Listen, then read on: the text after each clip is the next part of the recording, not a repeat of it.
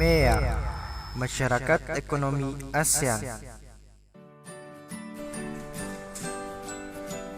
Banyak di antara kita yang masih belum mengetahui tentang apa itu MEA. Untuk itu, mari kita cari tahu tentang apa itu MEA. MEA adalah sistem pembentukan pasar tunggal yang berada di kawasan Asia Tenggara yang telah dimulai pada akhir tahun 2015 dan sudah mulai berjalan dengan efektif sejak awal Januari 2016.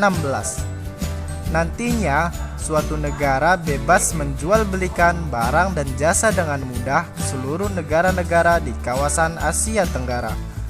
Negara-negara yang termasuk ke dalam MEA adalah Indonesia, Vietnam, Malaysia, Singapura, Laos, Brunei Darussalam, Thailand, Filipina, Myanmar, dan Kamboja. MEA juga bisa menjadikan pasar tenaga kerja profesional seperti dokter, pengacara, akuntan, dan tenaga profesional lainnya menjadi lebih dinamis dan bisa menjadi tenaga profesional di negara-negara ASEAN tanpa proses yang berbelit. Tujuan dibentuknya MEA yaitu untuk meningkatkan stabilitas perekonomian di kawasan ASEAN. Ini diharapkan mampu mengatasi masalah-masalah di bidang ekonomi antar negara ASEAN. Dan untuk di Indonesia diharapkan tidak lagi terjadi krisis seperti tahun 97. Dengan MEA, kesempatan kerja akan semakin terbuka terutama untuk kita yang sedang memulai karir. Selain itu, akses untuk pergi ke luar negeri dalam rangka mencari pekerjaan menjadi lebih mudah, bahkan bisa jadi tanpa ada hambatan tertentu.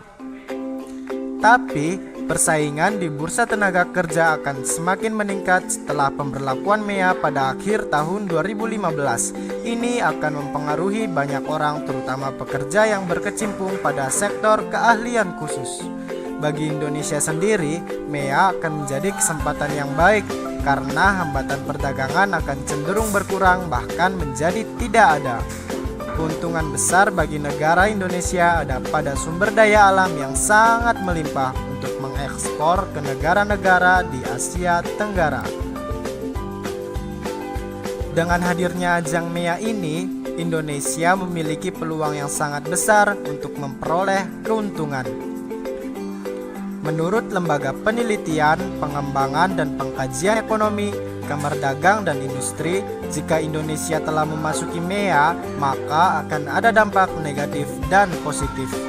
Negatifnya, jika kita kalah bersaing, produk dan jasa kita tidak laku dan itu akan membuat pengangguran semakin bertambah. Untuk segi positifnya, produk dan jasa dalam negeri memiliki daya saing serta bertambahnya lapangan pekerjaan untuk warga Indonesia. Pilihan tepat bagi warga negara Indonesia adalah kita harus menyerang, bukan bertahan. Jangan sampai Indonesia hanya menjadi penonton di negara sendiri. Kita harus bisa membuktikan bahwa sumber daya alam, ilmu pengetahuan dan teknologi, budaya dan tenaga kerja di Indonesia juga memiliki kualitas yang bisa bersaing di kalangan Asia Tenggara. So, tunggu apa lagi? Mari kita dukung dan bergabung menjadi masyarakat ekonomi ASEAN.